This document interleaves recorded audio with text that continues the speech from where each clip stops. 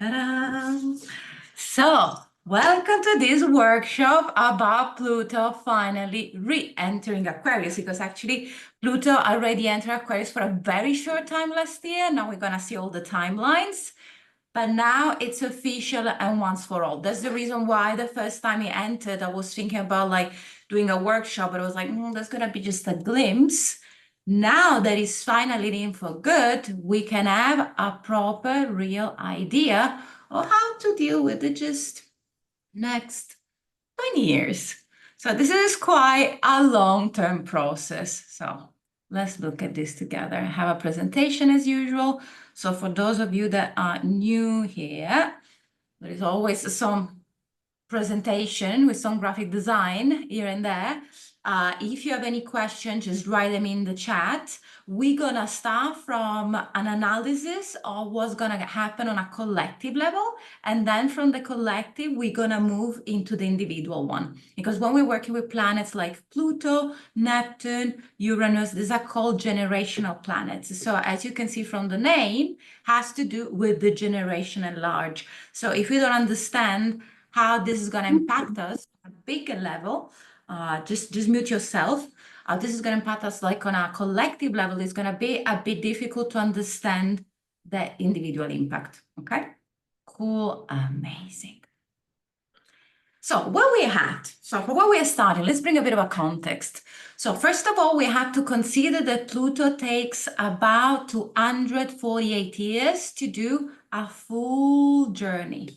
So this means that it's spending around, depends from the side, it's not the same for each sign, like with other planets, but it takes a long time to do a full round. So now we're going to experience Pluto in Aquarius, and I mean, guys, I wish you a very long life, but probably you're not going to experience this again because it's going to take a bit more than 200 years.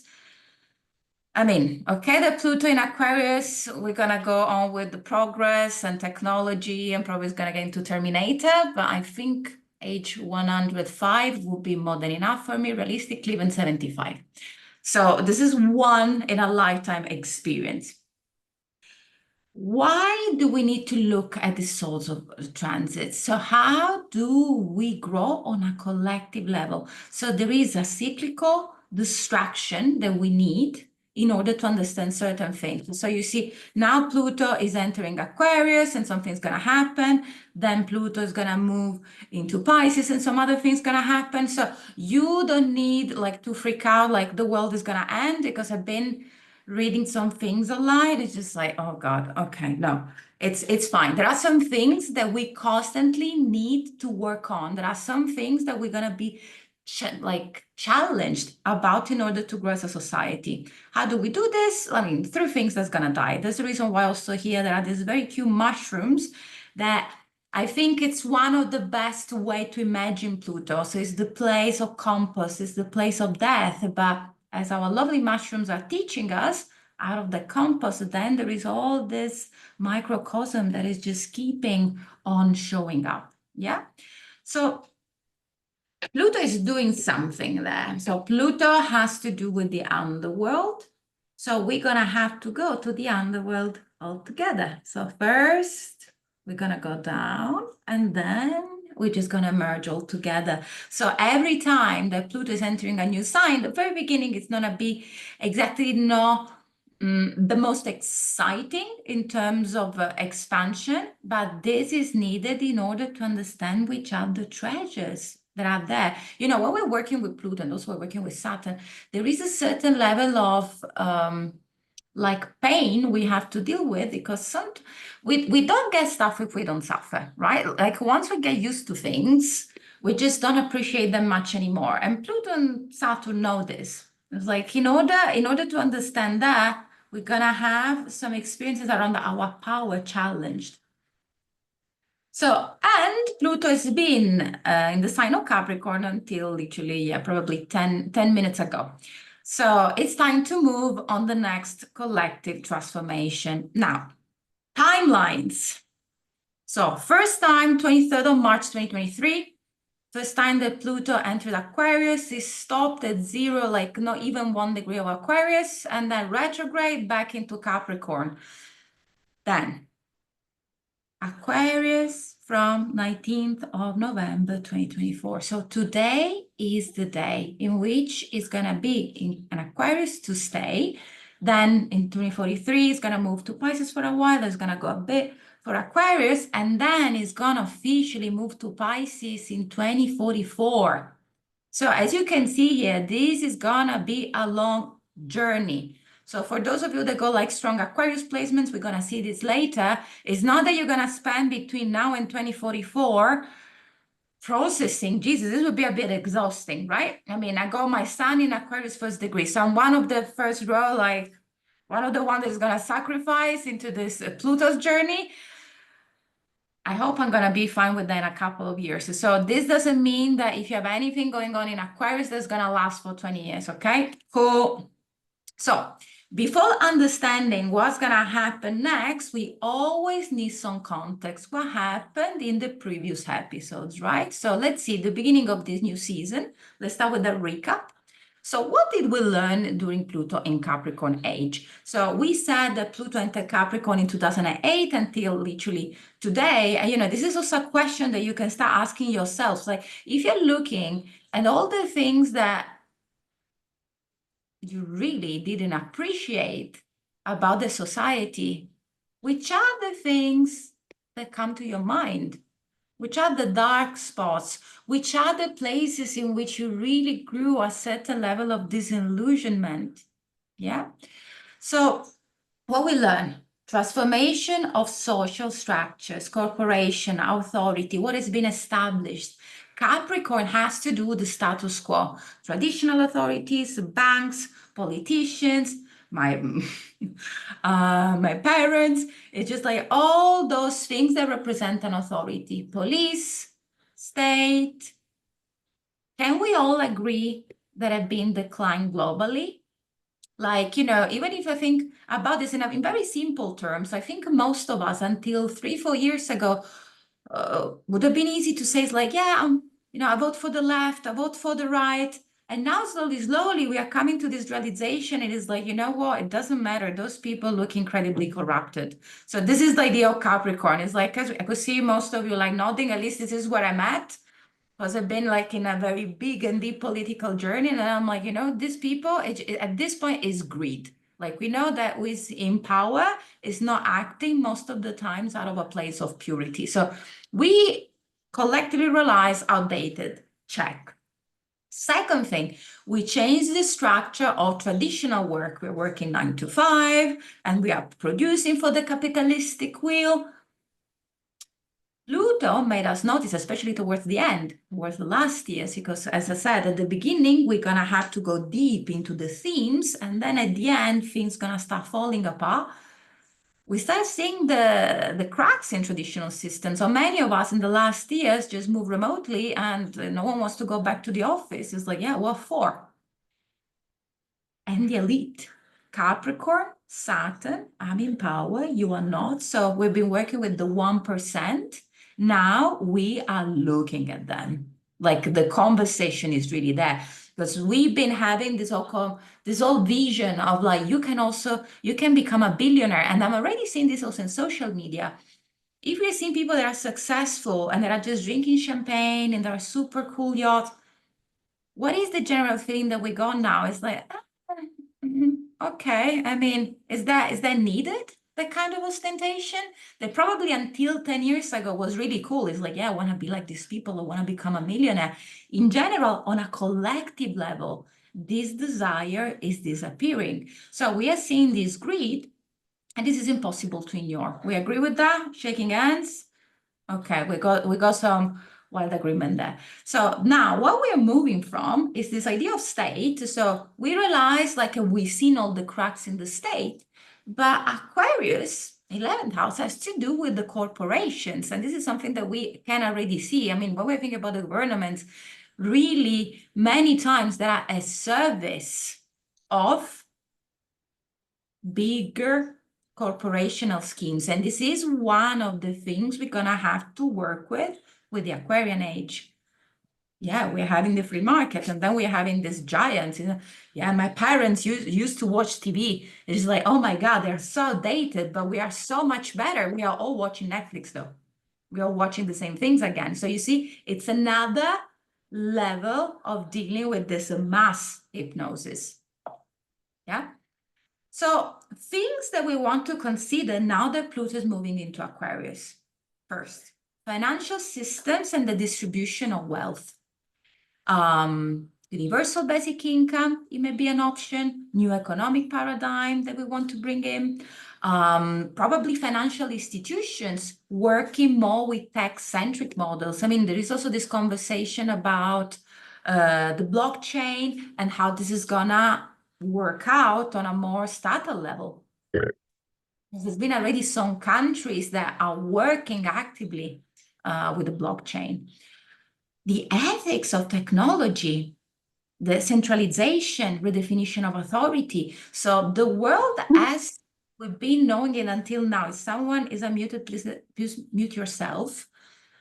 This redefinition that it has to take place. It's like, okay, so we've been knowing this world of left or right and these politicians that are very relatable. How it's going to work now? We're going to bring a new system. Bringing the new system doesn't mean that we're just going to welcome that and it's going to be just a pleasure, because there is going to be also some corruption. And this is what Pluto does. Pluto has to do with corruption. So it's showing us that whatever way we are selling it, there is corruption everywhere. How do we cope with it? How do we call this out? This is the best thing that we could do with Pluto. And then what is bringing us together as a society? What is our idea of humanity?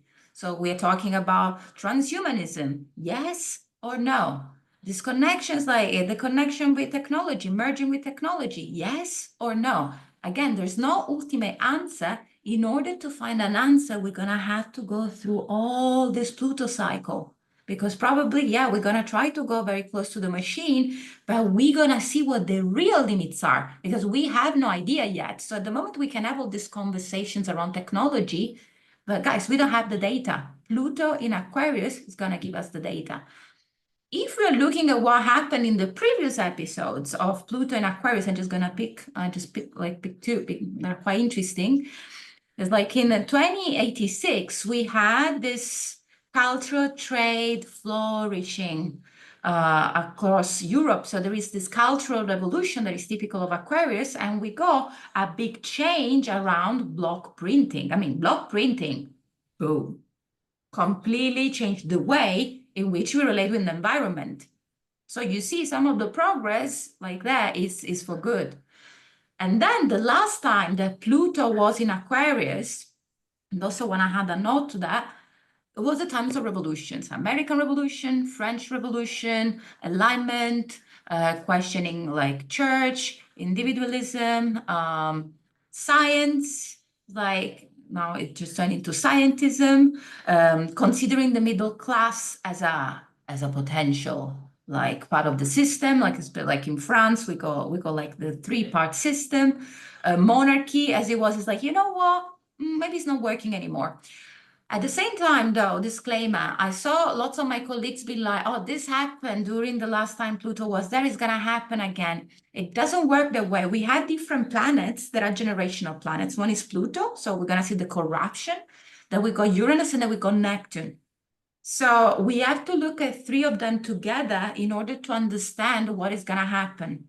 That these generational planets, last time Pluto was in Aquarius, were in a different position. So it can't repeat exactly in the same way. So just for you to know, it's not going to be like French Revolution 2.0. I'm not going to go too much into the tech of it, but trust me on that. So let's start with the darkness. So we're going to start from the dark side, or we're going to go to the upper side. Who knows me? Just like, I'm always very optimistic with whatever we work with, because if we incarnated in this moment in time, we have the tools, we deal with this moment in time. Otherwise, you would have manifested in another moment in time. Guys, your soul decided this moment, so we're going to work where we go. So dark side of Aquarius, one of the signs that is the most underrated. I can say that I'm a double Aquarian, so I'm like, yeah, I can do shady comments on my tribe. It's just like, yeah, we're so chill, we're so nice. Well, one thing that we have to consider is the issue of perception, because Aquarius is all about, yeah, we are rational and we are logical, and we're just noticing what is needed by the most, but this doesn't mean that it's fine for everyone. So let's be careful about the ideology. Let's be careful about the idea of collective processes. It's like, if you're romanticizing communism, we're probably romanticizing Aquarian energies as well. It's just like, what is the expense of thinking about something for the greater good? Second, being vulnerable, because Aquarius has to do, when we're thinking about layers, we got like the three-dimensional level, we got the physical, we got the emotional body, we got the mental one, we got the spiritual one. Aquarius is connected with the world of mental ideas, what is frying here. So especially for those of you who got strong Aquarius energy, Sun, Moon, Ascendant, Mercury, Mars, Venus, is lots of mental nervous system frying vibes the whole day. Same here. This doesn't have to do anything with the 3D. Lots in our head, not as much in our bodies. So one of the risks with Pluto entering Aquarius is like forgetting the body in favor of some ideas. What does the body need in all of this? And the third one, detaching from what is personal. So we can have this impersonal approach towards progress. It's like, yeah, Georgia, but we know we just have to keep on proving and experimenting and trying. Is it progress always the solution? I have some ideas. You may get your own ideas on that, but it's like there's that question we really want to ask to ourselves, because this is gonna help us to regulate with our environment. Because it may happen that you're gonna have some conversation with people that feel very much up here, but in your body are not going to resonate. You're gonna have to deal with that for the years to come. And as I was saying, first with Pluto, so we're opening the void and we're just going into the underworld. So usually first we're going to the underworld and then we're gonna go up. So we can start looking at some dynamics there. The question of AI. It's like, oh, AI is accelerating the loss of natural resources, water. It's like there is a big amount of the use of water, like for example, to use ChatGPT is quite high. We're not having a conversation about it yet, but we're gonna have probably a conversation later. Another thing is just like AI could cause social ruptures between people. This is literally Pluto in Aquarius issue. It's just like, what's going to happen if there is a social rupture that is dictated by the machine that we are programming? Or, on another practical level, there was this article that I found quite interesting about mushrooms. Mushroom pickers urged to avoid foraging books because they were written by AI and they're not fully correct. I mean, I'm seeing this with astrology. I've been playing a bit with some things with AI, and it gives absolutely wrong dates. All the dates are wrong. It's like if you're asking some astrological things, you could check, well, like, oh, when Mars is gonna go retrograde. It's just gonna pick up some random dates. If you're not an astrologer, you just may take that for granted and be like, oh, okay, that's actually wrong. So the possibility for the machine to be wrong is quite high. So you see, these are all questions we have to ask ourselves. It's like, yeah, we love to ask things to ChatGPT, but what is the implication in terms of resources? What is the implication on a social level? What is the implication when something is not double checked and used by the AI? Because yeah, the AI may be wrong. So one main element, data and privacy. Another question for you, lots of questions here. Are you one of these people that think, yeah, Georgia, if they're gonna get my data, who cares? I mean, if they're gonna know if I like, olive oil, more than coconut oil, and these are the things that I'm buying on Amazon, does it really matter? Yes or no? Maybe for some of you it does, for some others of you are like, whatever. We have to be careful about this now that Pluto is entering Aquarius, because why your data is important. Without privacy, your information can be sold or stolen. And hackers are getting like better and better in these practices. And with Pluto entering Aquarius, Pluto, shadiness, Pluto, darkness, Pluto, corruption. So all things Aquarius going to get more corrupted. So Acres probably going to get even more sophisticated in this sense. Your data can shape how others are perceiving you. Employees, also financial institutions. And when there are data collections that are not checked, this could bring to mass surveillance, one of the very big dark side of this Pluto and Aquarius that is coming up. I mean, here, your digital privacy is your right. You have the right to be forgotten if you want to. This is our right. So, and this is going to be very, very important in a couple of years for some reason.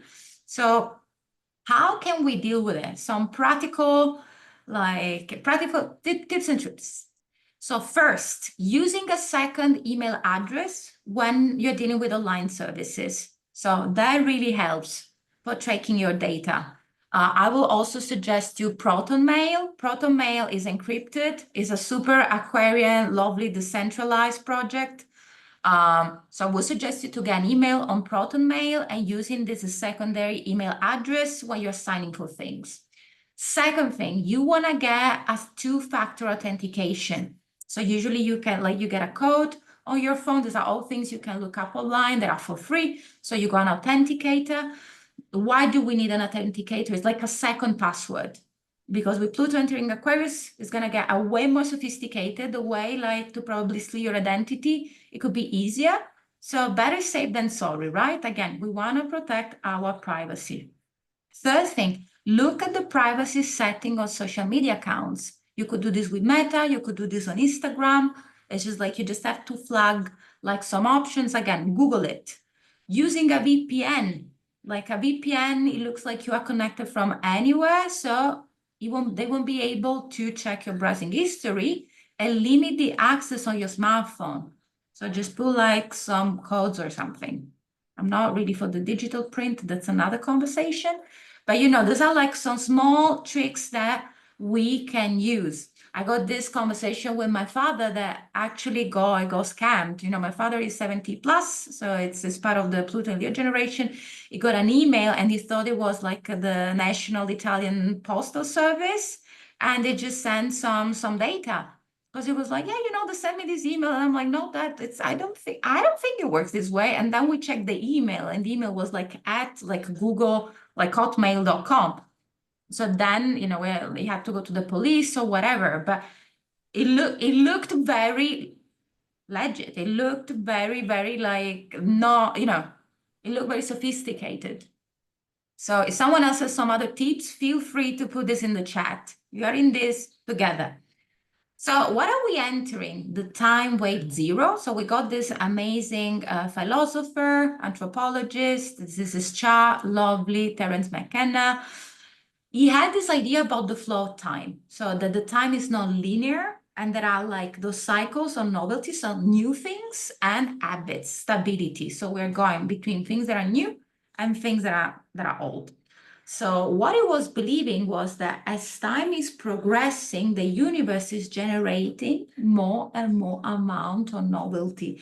And this is the moment in time. He had this first theory with 2012, like to the level of singularity. There are many theories here. So if you want to look at the more like spiritual, esoterical, quantum physics side of it, I would suggest to explore the theory of time wave zero. So it's this idea of like non-linear nature of time that is very Aquarian by definition, because Aquarius has to do also with quantum physics, past, present, and future, merging, and in different ways. So why are we having like this different layers? We have the interconnectedness of consciousness and history. So we're in this moment in time of race of consciousness, basically. So this brought up this idea of historical necessity that I really love. This is one of his quotes. This is what I believe. We are not pushed from behind by the casual unfolding of historical necessity, but we are in the grip of an attractor of some sort, which lies ahead of us in time. So this is, I think, probably the best motto for this Pluto in Aquarius. Every time that we feel lost, every time we feel displaced, every time we feel that this big shift that we are having on a collective level is not something we can cope with. We are not pushed from behind, but something that is casual. We are attracting something. So we want to engage with it. Yeah. This led to two other philosophical concepts, and then we're going to move into your own personal chart. So one is the omega point. So the idea is that there is this future point of converging of consciousness, and I think we're getting there. But mostly of singularity. Singularity is a technological concept that brings to the idea, it's a bit like Terminator, predicting progress leading to radical society changes. So the idea is that the artificial intelligence is going to progress so much, that's going to change human society in a way that it goes beyond recognition. Now, when I'm telling you this, how does it feel in your body? Is this making anxious? Is this making curious? Does it make you happy? Are you skeptical about it? Like, George, I don't think this is going to work. I mean, let's think first time Pluto entered Aquarius last year and Zuckerberg launched like a meta, the metaverse. And we thought like, oh, the metaverse is there. Brr, brr, brr, brr. It's like complete failure, right? And we thought like everything was moving in the metaverse. So check in with yourself. How do you feel about this? So we got like four options. We got the optimistic one. It's like, oh, wow, this is going to bring a new enlightenment age. Because I mean, we know that the world as we're knowing it right now is not sustainable, guys. You know, we're in a moment that is not sustainable, right? So new ideas, as far as concerned, are very appreciated because resources are gonna finish. So we're gonna have to find new ways to create regenerative like resources. Critic says it's like, look, I think it's just a speculation, this whole thing about AI. Skeptical people who says like, no, I think society is gonna block it. Pessimists gonna think like, yeah, we're gonna enter in this 1984 dynamic, and then humans are gonna get controlled by machine. We build up our reality. Our reality is connected to the way in which we see the world. There's no objective reality. Reality is subjective, and with Pluto entering Aquarius, we are looking at this and we decide what to do with that. Do I want to look at this in an optimistic point of view? Do I want to look at this in a pessimistic way? But this has consequences, so we have to remember that. So I'm giving you options. You decide where to go with your story. Positive scenarios. AI can bring abundant resources and energy, no more anger, no more like issues with scarcity. Super intelligent systems can address climate change. There are, for example, with some machines, you can predict the growth of like cancer 5 years before actually cancer just shows up in the body. There was like this news that I read the other day. It's just like we're doing this with breast cancer. Like you can look at the cell 5 years before it shows up. I mean, wow. So you see, there are some things we can really, really deal with in terms of disease. Physical abilities, lifespan. Now we say that the average now is going to be 100 years from my generation onwards. I mean, I don't know personally how I feel about that. But, you know, if you think about it, until a couple of decades ago, thinking about getting to 85 in the state in which we are was not thinkable. So you see, there are some good news. Not that great scenarios, though, could be, yeah, we can lose control over AI, the rights of AI, consciousness, how we're dealing with consciousness, economic inequality. Because what happens for people that can access technologies and the people that don't? There was our conversation, I think it was in Germany, about just like payments on the bus only with your phone. I mean, this is problematic. What about homeless people? So then homeless people won't use any public transport anymore. You see, this is like Pluto and Aquarius questions that we have to ask ourselves. So what can we do next? So this is the goal for the next 20 years. So this is the focus that we need to work on a collective level. because otherwise what you're going to do with your Pluto on a personal level, it's pointless. Because if this doesn't relate to the collective reality in which you are, there's no point. So, communities. We want to build, we want to participate in communities that have a shared vision with us. The time of being like hermit, finding myself, I'm on my own. Guys, those times are really over. Like, we don't have the time for it. So we need people around us. If you don't have anyone around you, join groups, join classes, associations, create one. Don't isolate, because isolation is gonna bring you to this negative, pessimistic state I was telling you a minute ago. Second, okay, Georgia, then with this technology, should we get rid of our phones? I mean, really? I think we are too far with that. It's just like, we don't want to get rid of it. We want to get more mindful in the way in which we are dealing with technological tools. For example, in my computer, I have this automatic like I have this software that is blocking me from entering any social media after X amount of hours per day. It's just like, you're working, you're not working, I don't care. If it's more than 4 hours, we are done here. So how can we practice this mindful connection with the online world?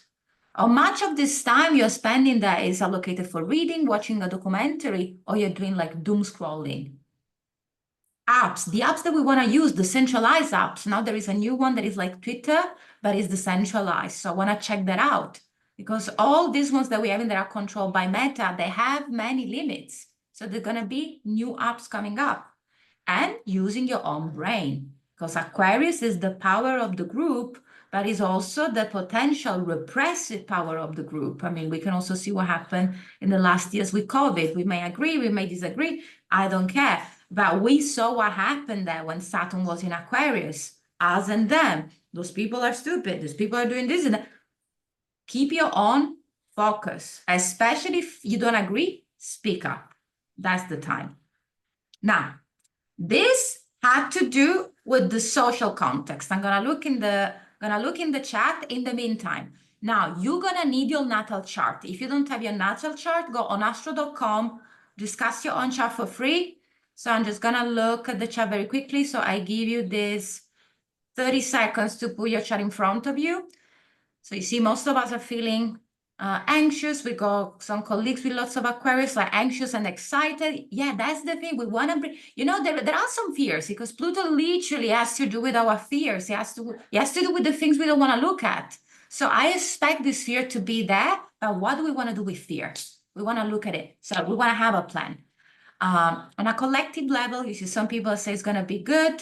The body is like, yeah, it's like, we don't like any of this.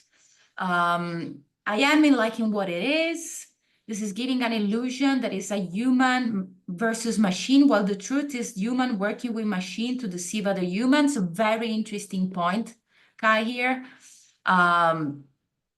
Dystopia, Black Mirror. So you see here, we having different opinions on the subject. So this was, yeah, we're gonna feel this in the collective level. Now we're gonna go on the personal one. So the website is astro.com. So you just can have your natal chart, because I also gonna show you, we're gonna look at this by transit. You can also load the transit already if it's easier for you, because there are like two things we have to look at. Pluto in your natal chart, and then Pluto by transit. Why? When in astrology we're working with transits, again, context. I need to know from where does it start. If I'm telling you, Pluto has to do with your fears, this part of the chart is going to get triggered. First, I need to know what triggers you, right? Because otherwise I don't have reference point. Yeah, I could see what I'd be like. I could see some lights there. Great. So let's start with Pluto in your natal chart. Now, Pluto could have two signs, like a P or like this one. So for those of you, especially Germans, usually it's just using this symbol. For some others, is using this other one. So this is Pluto. I want you to have your chart in front of you and find where is this P in your chart. If some of you have no idea, put this in the chat box. There are some of my students here. There are some other astrologers. So let's do this Aquarian work together. If someone feels lost, please, if someone else can answer to them, it would be amazing. So Look at where is Pluto and look at the number next to it. So you see in this case, Pluto is in the house number 1. Yeah? So this is the place in which the fear is. Now, do you have this in front of you? Cool. What is Pluto in your natal chart? We're going to explore this a bit, but this is a workshop. It's not an entire master class about Pluto, but I just want you still to work with the elements here. Pluto has to do with our soul on an evolutionary level. So, is what our soul needs to grow and transform from lifetime to lifetime. So this is a connection that we have from a previous life. We are internalizing this fear and this anxiety from this previous life. The fear is expressing in this lifetime again. We don't know why. Pluto has to do with the unconscious. We dig, we discover it. It's where we need to challenge our fears. It's where we need to undergo a certain level of change. If I have Pluto in the house number 7, the house of relationships, this is not going to be someone like, hi, I was born at the age of 15, I met someone. At the age of 21, I got married. And I lived ever after for 50 years. It's like, too easy. The drama, okay? So where Pluto is in your chart, there is a bit of drama there. A bit like a Brazilian soap opera vibes, okay? There is the crying and running away and the cheating, all of it. So we want to have some change. And then where we are seeking healing. Now, if you're looking in that part of your chart and you're like, no, Georgia, that part of my chart is super chilled. I'm all good there. Nothing ever happened. To my experience, I can tell you there is probably something we don't want to look at or something that we are projecting outside. So the questions here are, how do you handle power? How do you resist change? Which attachment you have in that part of your chart? Which patterns are repeating? So here we have in the 12 houses. So each house represents one area of our life. So let's say the first house has to do with me, what I'm doing, my expression, I'm beginning things. The second house has to do with my resources, with my money, with my possessions. The third house has to do with sibling, communication, intelligence. The fourth has to do with roots, with your family. The fifth has to do with your creativity, how you're dealing with children. The sixth has to do with your routines. And you could see the sixth in the upper part of the slide. So each house represents a different area. So I want you to look at the keywords that is connected to your own natal chart and observe, how do I relate to this topic? Because the house in which Pluto is located is where we need to do some shadow work to see where there are past wounds, to see where there is a certain level of resentment, to see which other good things we want to talk about to our therapist. If you're doing therapy, where Pluto is where you want to have some conversations. Let's say you got Pluto in the house number 3, and this is the house of siblings, this is the house of communication. Maybe next time you don't want to talk about your parents. Yeah, talk about the relationship with your siblings. Probably there is something there that you haven't noticed. Or maybe you go Pluto in the house number 9. That's to do with the things that you're learning. Maybe there is a dynamic of power with one of your mentors, with one of your teachers. There is something that, we are questioning that. I'm studying with someone, I don't fully trust them. Why? Where is this coming from? This is also the place in which we want to go through our own journey. There is a crisis, we deal with the crisis, we move on. Yeah? So the crisis is a catalyst because there's going to be crisis over and over again in our life. When there is Pluto in your chart, probably there's going to be more crisis than others. But again, it's a transpersonal planet. When we're dealing with a transpersonal planet like Pluto, it's really our capacity to go beyond our programming, our conditioning, our stories. We can live in fear, or we can transform this fear in power. Because the house where your Pluto is, once you work that out, that's where you become a powerhouse. If I can look at my fear in the mirror and I don't get scared of that, What else I'm supposed to be scared of? That's the logic. So you see, that's the reason why Pluto is a very empowering planet. It's like, yeah, that's the fear. We open the box. We open the Pandora box. Or we don't open it. We put it on the side and it's going to come up in all this unconscious way. And we don't want that. So this is the first layer we need to deal with. If we don't look at this area of our lives, if we don't inquire this area of our lives, now that Pluto is entering Aquarius, is bringing, you see, it's like the second step of the process is going to be a bit difficult to deal with because Pluto in Aquarius is like, yeah, it's me and the relationship to the world. But if first I don't know what is moving me, then when I'm hanging out with some of you, there is this inner voice that is controlling me without realizing it.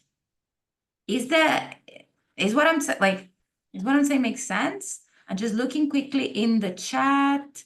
If there is, okay. So yeah, everyone is sharing their own placement. So with the transit, we're gonna look at the transit in a second. So for now, you just like look at the at Pluto, the planet, because with the transit, it's gonna be very visual. So this is the first step. And also for those of you that are completely new into it, there is the recording. You can also rewatch this. So what is the example here? The idea is that we know that Pluto has to do with fear. So you see here, we're having Pluto in the house number 2. We know that the house number 2, it has to do with material possession. So here, we're afraid of scarcity. We know that the house number 2 has to do with security. Here, we are afraid of losing security. The house number 2 has to do with my own stuff. So what we're afraid of dependency. The house number 2 has to do with self-worth. So what are we afraid of? Of not being good enough. What is the result? We have a scarcity mindset. So this is what I want you to do with your own chart. You know, maybe some of you know more, maybe some of you know less, maybe some of you are astrologers. Still take a minute to really think of like, okay, if I have to look at Pluto and the fear connected with the houses, what is the fear that I'm carrying with me? Because also what comes to you right now, you know, when we're working with astrology, sometimes I've been having some sessions with some people like, yeah, I look at the charts probably 6 or 7 times. There are people with whom I work monthly, and every time something new comes up, because lots of the exploration that we do on astrological level, it has to do with our synchronic world. What does it mean? It's just like with all the experience in this moment in time, it's like what is coming up today in your list is that for a reason. Yeah, so just think, it's like if I'm looking at my fears and I'm looking at my Pluto, what is coming up there?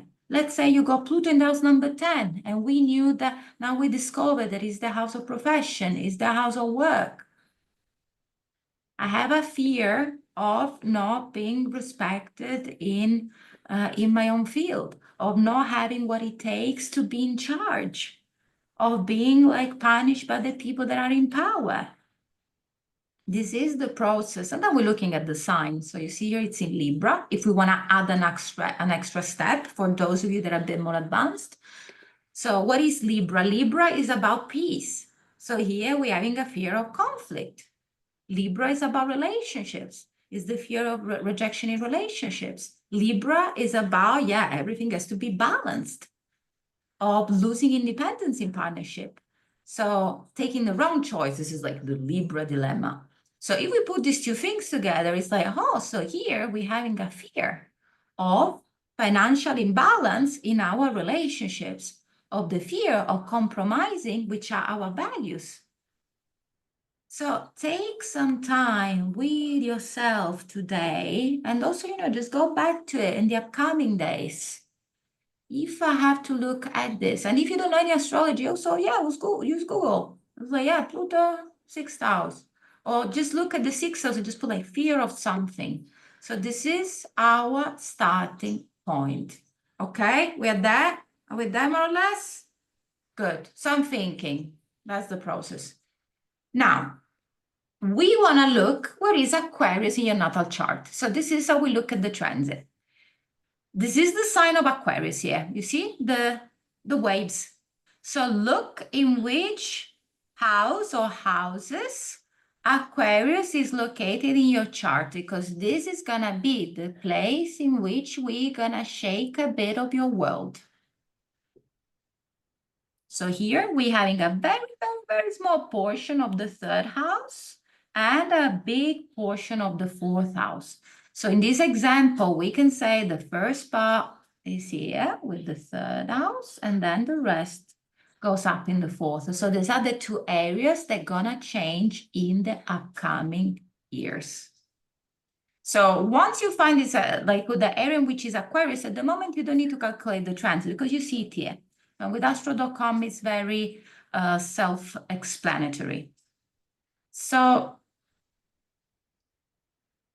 the house in which Aquarius is in your chart. So in your case, you want to see first where it starts. So you see here, you want to focus on the 4. You see, like here, Aquarius is connected to the line that is connected to 4. If you're not sure, put it in the chat. Some astronaut is going to help you to see which is the right house. The house in which Aquarius is located in your chart. This is a place in which you want to be weird. So you see what is the cool thing? We all have Aquarius somewhere in our chart. So there is a place in which we are built up in a way that has to be different. So if you're trying to be normal, if your mom approves the area of your life, probably you're doing it wrong. I'm telling you. So if you go, you see Aquarius in the 4th house, that is the house of family. It's just like maybe you want to have, a family that is not really traditional in the way other people or the majority of people see that. So look at the place in which Aquarius is. It's like, yeah, am I doing this in my own terms? Am I doing this in my own way? So this is the place in which you want to rebel against the way things have been done until now. Maybe your Aquarius is in the house number 10. So you're doing a job that is different from the one that your family has been doing for ages. Or from the culture in which you are, like things that you're supposed to do or things that you expect to do. You want to do your own way. You want to do some things that have to do with the community. Is the place in which you're going to have breakthrough and which there are going to be some changes. And where we want to find like-minded people, because we know, when we're looking at the weights of Aquarius, there are also snakes. There are 2. Aquarius doesn't go alone anywhere. We need people. We need a group in order to do our, to build up our conspiracy theories. Alone, it doesn't really become a conspiracy theory, you're just you're just delusional in your own room. One is delusional, more it becomes a theory. So in general, that part of your chart is the part that we want to make alive. And now that Pluto is entering Aquarius, and now it really is going to get weird. It's just like, go weird or go home. So let's look then when Pluto is transiting. So if you're Aquarius, so you see, let's look at this example. It's part of the house number 2 and the house number 3, right? Yeah, so we see here the area number 2 with Aquarius, part of the house number 3. So these are going to be the area that in the upcoming years, and especially the first part, they gonna be requests to change and transform and die and be reborn. So the first house has to do with self-identity. So if you are an Aquarius ascendant, this is for you. Personal power. Things that are old, gone. Fears, gone. So we are called, I'm an Aquarius rising, we are called to reinvent ourselves. Which outdated aspects of your identity are you ready to release? Something big is going to change. So between now and the end of that Pluto, the one is going to look like, because the first house is the one which you look like. This is changing. We can embrace the change, or we can resist the change. We can resist, not recommended, because Pluto is going to start taking things away from you until you get it. And it's not fun. Pluto is not cute, but it's the god of the underworld, it's the god of death. So it's like, yeah, you don't want to look at this? Yeah, okay, we're gonna get some people, not physically, it's not that it's gonna kill anyone, but it's gonna get them out of your life. Second house, there are gonna be shifts in relationships, shifts with your money, shift with your possession. So you're gonna have to answer in a new way. What defines your sense of security? What defines your relationship with the material world? What needs to be transformed? So something that needs to change in order, because it depends on where you start. So maybe you've been doing already some work and there are some fears that you went through and everything you've been processing is going to be easier. So your road towards power is going to be easier because you want to go from fear to power. But if you've been avoiding, if you're scared of your own power, which is going to be more in this area, we may need a bit more help. If it's strengthening your third house, the way in which you are communicating, the way in which you are thinking, the way in which you are sharing ideas, the things that you are reading about, how can you be more honest with yourself? Because that's, one thing that Pluto really loves is honesty. Pluto and Saturn are like the two, not easy, but they keep it real. Pluto is like, I'm taking the mask. What is under it? Are you ready to look at that? Because a part of your probably is not. It's a scary it's supposed to be a scary process because it is. But it's in the fourth house. Things has to do with the karma you build up with your family, because the fourth house has to do with your lineage. So something that have to do with one of your parents, or both your parents, or the place you're coming from. Also your home. Maybe, it needs to be transformed. Maybe a renovation is needed. So what are we ready to confront, or what we are not ready to confront, but we need to confront in order to heal? Fifth house, your fears around your heart, around your creativity, around your joy, around your passion. What makes you happy? For real. For real. Yeah, but this is useful. Who cares? Which are the fears that are holding you back from reaching your own joy? And these are questions we want to start asking ourselves now, because once the planet is entering the new sign, now the tension and the energy is one of these peaks. So now that we are entering this new world, wow, there is a shift in frequency. We want to start inquiring this, even if it's a long process. Sixth house, your habits, your patterns, your productivity, wellness. Which kind of habits are not serving you anymore? Which other things that you cannot eat anymore? Which other things that your body's telling you, please stop, it's poisoning me? Pluto has to do with poison. What is poisoning your family? What is poisoning your creativity? What is poisoning your body? Seventh house, what is poisoning your relationship? Is there an issue with power that you're dealing with? Is there someone that you're dating and things are not really going in the way you would like to? This is the time to question that. And again, the answer you may get is not the answer that you want, but is the answer that you need. That is the problem with Pluto. Pluto shows you the truth, but it's not necessarily the truth that you like. Eighth house, death, rebirth, shared resources. How can you embrace this more vulnerable part of yourself and share? So this is literally, guys, trust issues. This is trust issues at their finest. That's what we're dealing with here. How can I go beyond the wall that I built up between me and others? Ninth house, the things you've been believing. Again, everything can just fall apart. Politics, things that you studied, your bachelor. Yeah, Georgia, I have a master in this. Now I don't care anymore. What is wrong with me? Nothing. Maybe you just want to deal with something new. And also, you're looking at your own chart, and the invitation is look at the chart of people close to you, so you can have also an idea of what is going on with them. Because, especially if you're in a relationship or with flatmates, or if you're living in a community, you're going to have different sorts of triggers here, as you can see. Or 10th house, 10th house is like your profession, how you're seen in the public, your position of power. Is what you're saying to the outside world real? Or you just pretending? Because if you're pretending, this is not gonna work.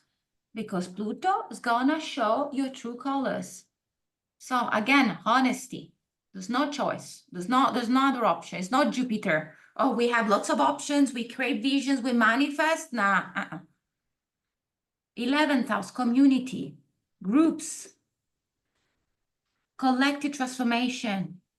We need people. We need new people. We need to challenge some of the people we're working with. We need to challenge some of the people we are co-creating with.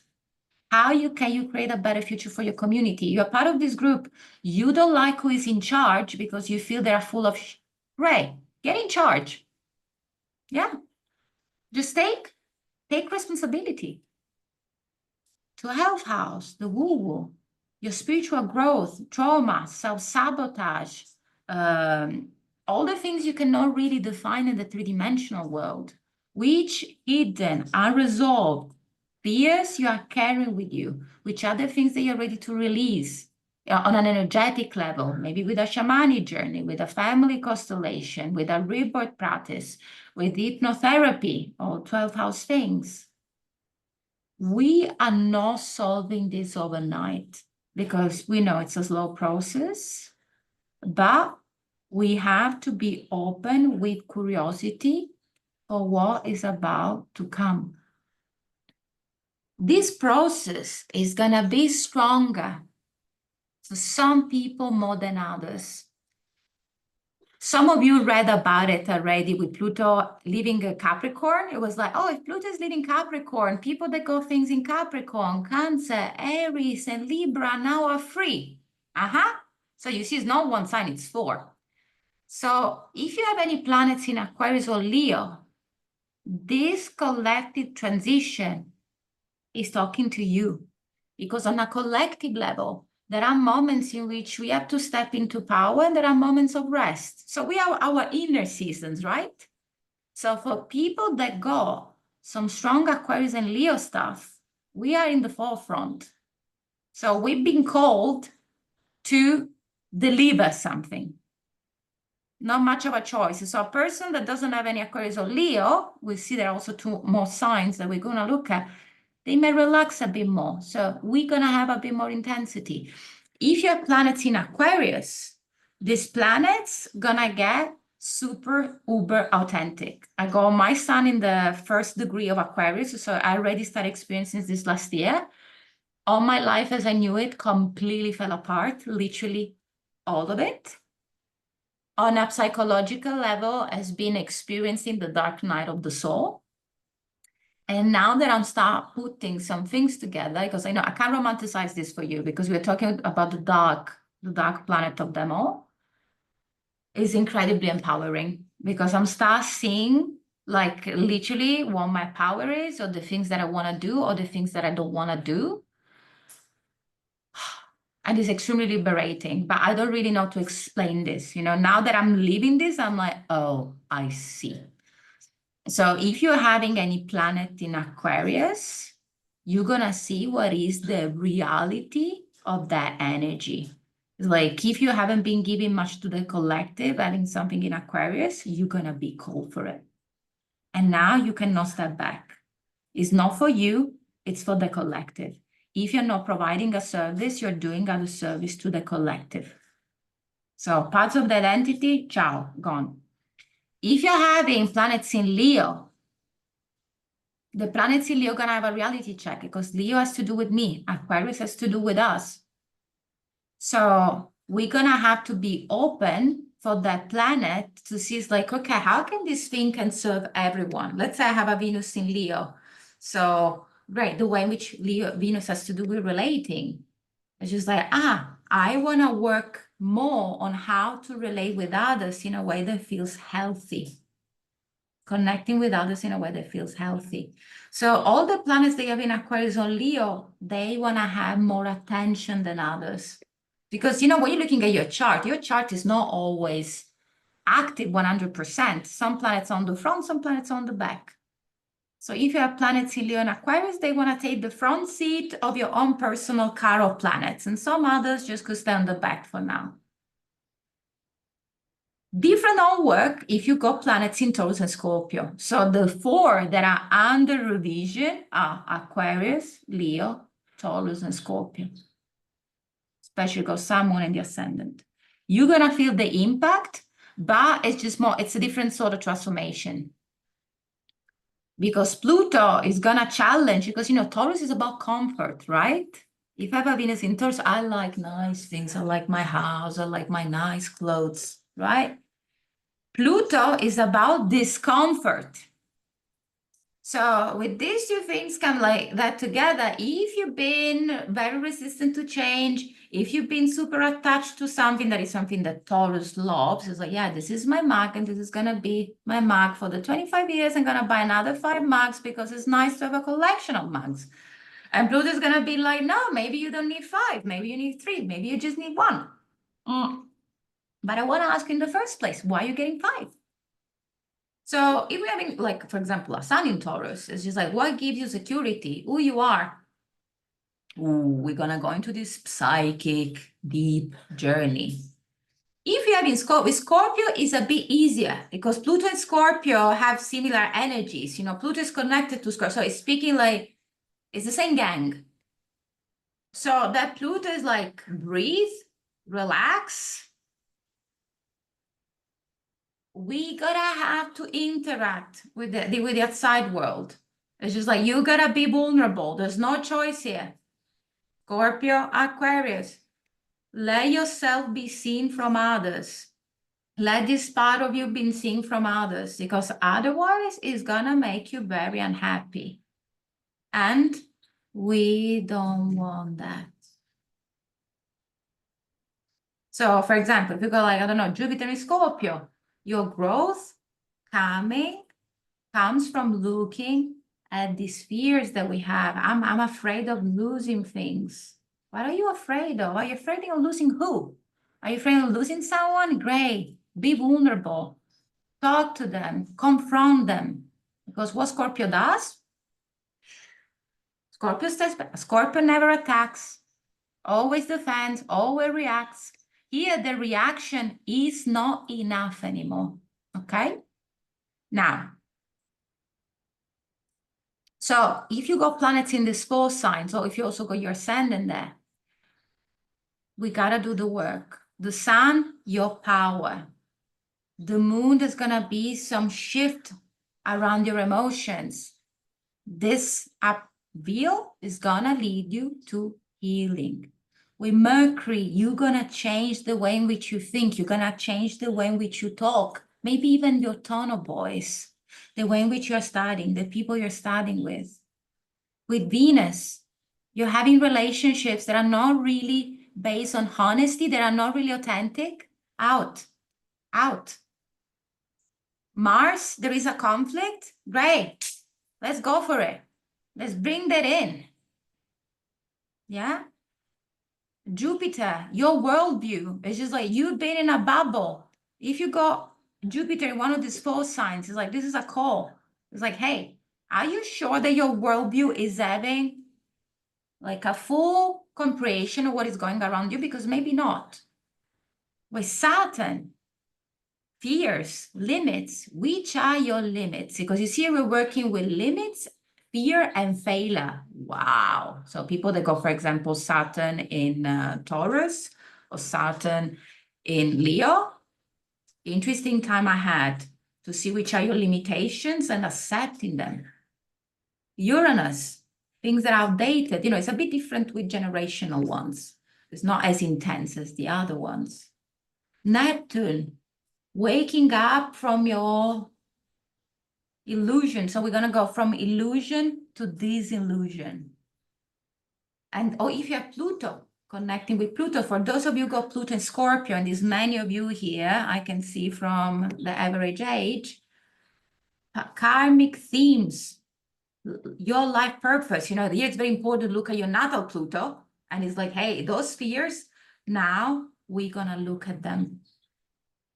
So you see, we got enough time to do all the work. Now, if you're having a planet, that's the reason why I love to do these sorts of workshops, because you see it's so complex and it's so long. And if you're just writing one post, it's not giving you the full complexity of it.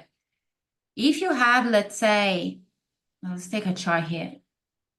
Do we have any planets in Aquarius? Wait, yeah, no. Oh, of course, I'm looking for Aquarius stuff. There's not a single one with Aquarius yet. Great. Oh, finally here. So you see the sun here. This sun is a very first degrees. So it's like degree 1, 2, 3, 4. It's here. Mercury is halfway. So we go 5, 10, 11. Yeah. So we go sun, 5 degree. You find this in your chart. Here you don't see the full chart. There is the number. This is the degree.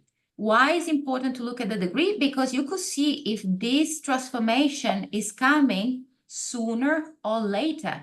Because as I said, like, you know, at the moment, like Pluto's been on my sun, it's going to be on my sun again, but it's not going to be there for 20 years. I mean, my system will manage, I can tell.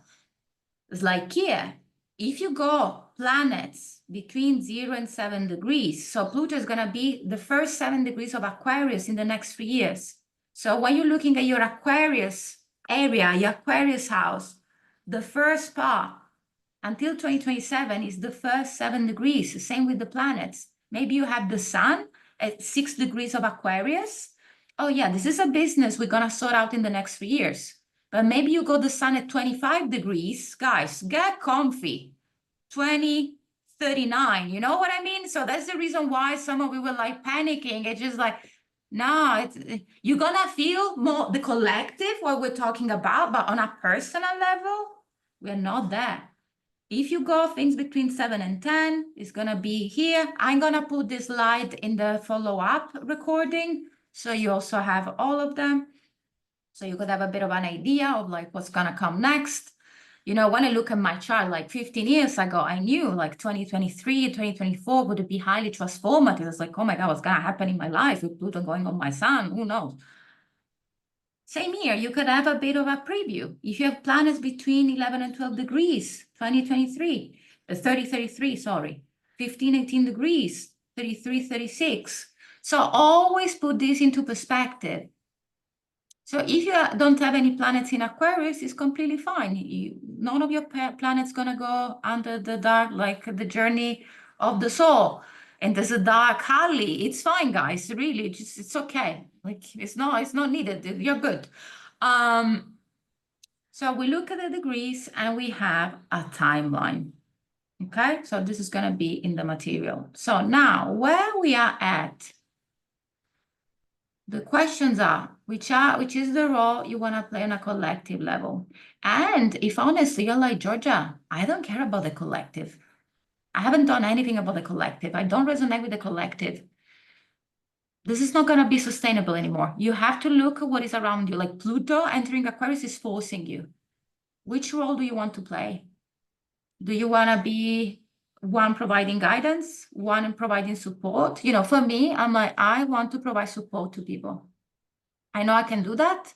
I know I can help people in their own healing journey. There are some other specific things I want to do on a collective level. I want to help specific demographic, like I work lots like with single mothers. I want to create something that is consciously helping single mothers. What is the heel you want to die on? What is the collective theme that is interesting for you? I want to help animals. I want to help people. I want to help the environment. What is your thing? Find your thing.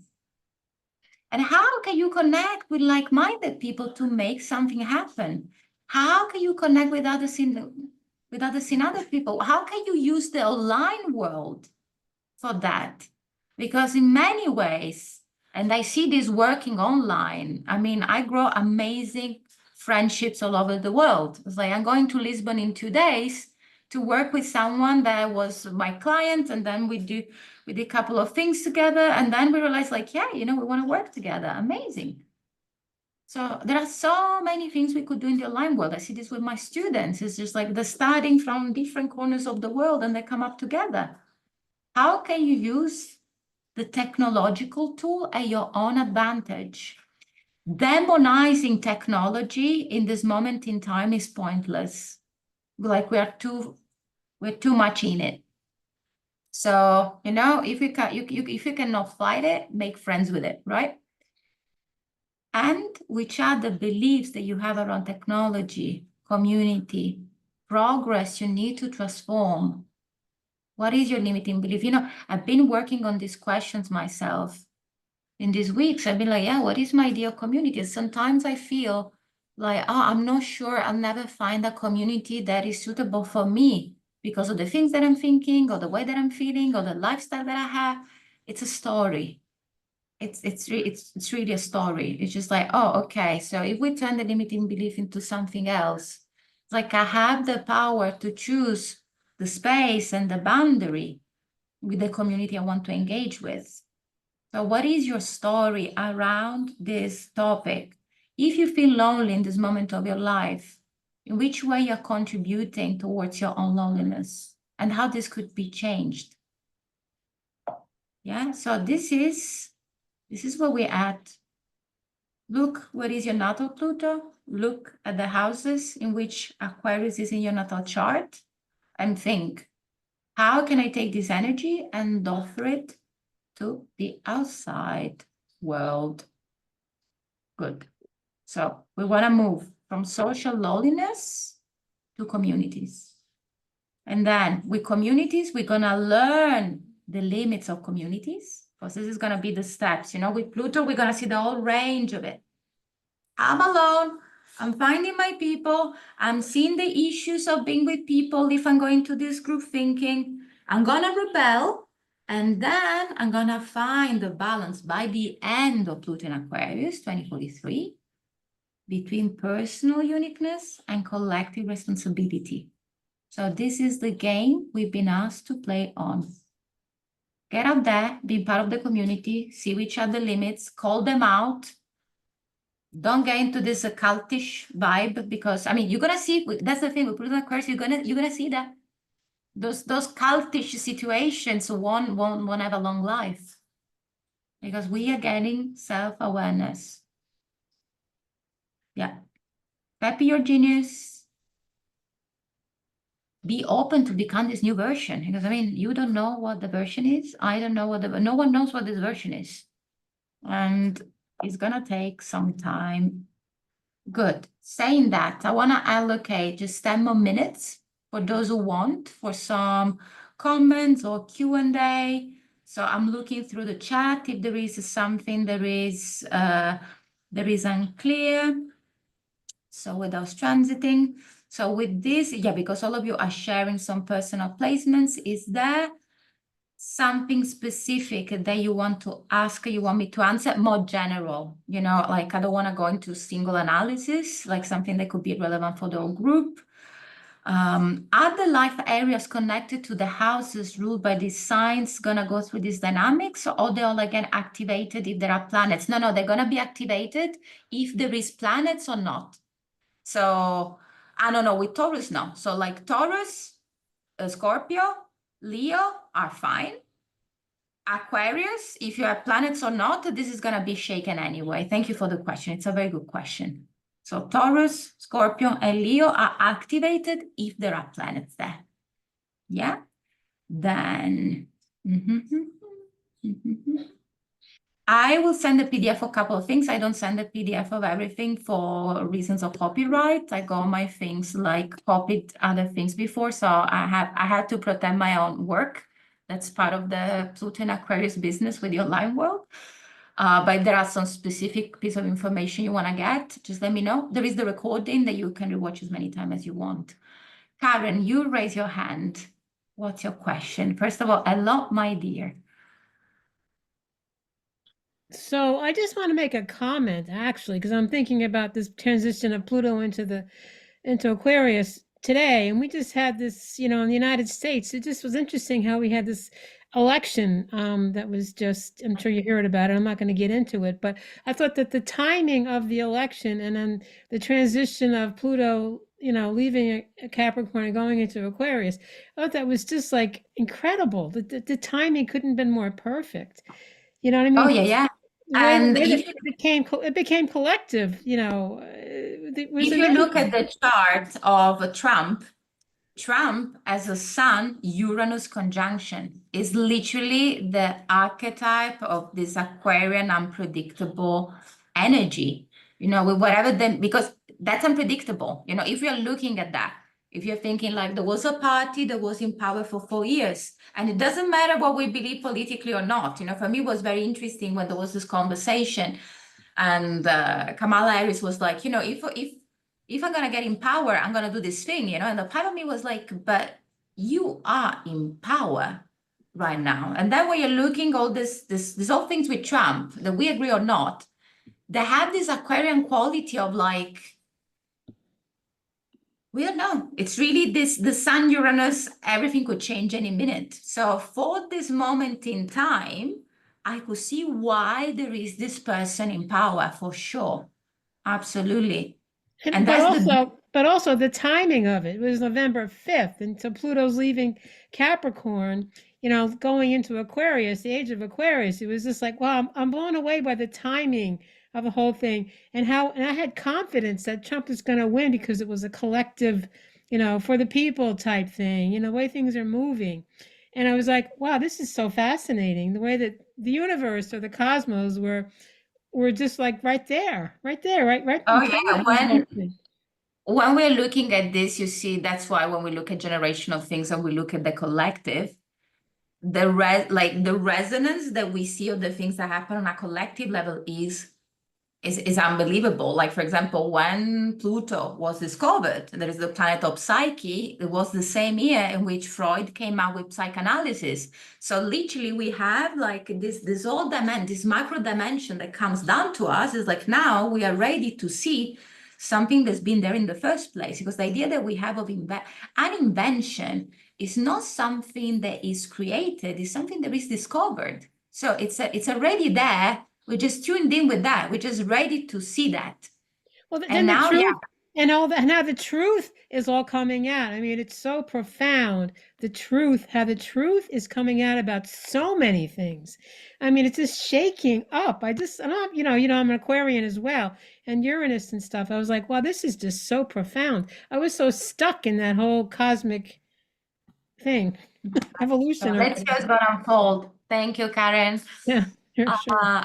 I'm gonna read Kimberly one. You mentioned the period of time. So previous Pluto in Aquarius times will be flavored by Uranus and Neptune also. Can you speak a bit to your read of that for this time? Yeah, so you see it's quite different because, yeah, one side, so we're gonna have Uranus in Gemini that is gonna make a very positive connection. It's what we call a trine in astrology. Because in the previous time in which there was Pluto and Uranus connection, things were a bit more a bit shakier. So the transformation is gonna happen on first, I think lots of things with transports gonna take place in terms of moving around. I was already reading some news that they're trying to do some rockets going at the speed of I don't know what to go from where to where. I mean, now we're talking about Ryanair flights. God knows in 10 years, we're gonna be in a very different space. Very, very different space with transports. So there's going to be something with transports there. The second main powerful, interesting thing has to do with the fact that Saturn and Neptune going to be in Aries. These are all things I'm going to talk about what we're going to do the forecasting for the next year. Is this idea of like what do I stand for? Because you see, what's happening is that Pluto is moving to a new sign, and Neptune, the other generational planet, is moving to a new sign, and Uranus, the other generational planet, is also moving to a new sign, one after the other. So transformation on the collective we talk about today with Neptune in Aries. It's like we see which are the way in which we are telling each other like some stories regarding certain things. So we're gonna move probably the conversation we had around pharmaceutical or viruses to other things. So warfare, how we're dealing with war, because now it's not about soldiers anymore. It's about other things. So this idea of independence and states. Yeah, so this is gonna go on different levels. I'll stop here because yeah, this is literally probably a workshop that is gonna come up eventually. Assad is asking, what is the role of individual choice? For instance, if you have Pluto transiting your sun in Aquarius, does your core self have to die and be reborn over the next 19 years? So do you have a choice in the matter? So as I said, if you have a planet, this is going to be for that specific amount of time. So I got my sun at the first degree of Aquarius. So this is going to be something that is going to happen between now and the end of next year. It's not that that process is going to constantly unfolding for the next 19. Like think of it as some sort of nuclear bomb exploding in one moment in time, if you got planets in Aquarius, and then there's going to be this resonance afterwards that we want to integrate. So the intensity is not going to be always the same. In terms of individual choice, we got the collective context we're gonna work, and the individual one is always there. The problem with Pluto though is that we are playing with hide and seek, because I always love to imagine it as this person just spying on you. You know, when you're turning around, just disappears. So it's important that we find structures and tools to engage with it, because dealing with your own Pluto stuff on your own, it's really difficult. It's really, because you literally don't know what you're dealing with. You're just walking in the dark. So we want to engage with the darkness. So doing something like therapy, or engaging with like some esoteric work, working also on since it has to do with your power, we want to embody that power. So working like with power, your own body and your own presence. Also realizing the consequences of your action. So I hope this answering a bit your question. We got time for one more question. Is there anything else that want to be asked right now? Or shared, or... I feel like fixed signs have been going through so much lately. Yeah, because also there was this whole eclipse process that happened a couple of years ago, and then Saturn also was in Aquarius. Is the energy going to ease up at all? And if so, when? As I said, yeah, I mean, we're at the beginning of the process, but this process is not constantly active. So if you got something in the fixed signs, look at those specific dates. Don't think it's like, wow, for the next 19 years, I have to deal with everything. This is the first thing. The second thing, when we are working with transits, if we get into this energy of like, this is that, because yeah, some transits are not fun. Saturn, Pluto transits may not be really fun. But if we get in that sort of mindset, it's just gonna zap on its own. Because if you know, with fixed energy, we've been asked to push. Now there is some push that has to be done. And the question here is, what is the best condition for me to do this exploration? What works for me? Because either we get stuck in fear, or we engage with the fear and then we get empowered. So there's no easing up really, really soon, but I just wouldn't look it in that terms anyway, because otherwise you're gonna feel like you're the victim of your own planets. Yeah. Cool. Any other confessions or anything else for now? Of course, if something is not clear, you can write me if you don't know how to read some things in your chart. I'm there, and it's been super, super amazing seeing you all. Yeah, so now it's time to do the work. Connect with your people, find new friends, call your best friend, and see you on the other side. We got this. Bye, everyone. Ciao. Tschüss. Bye.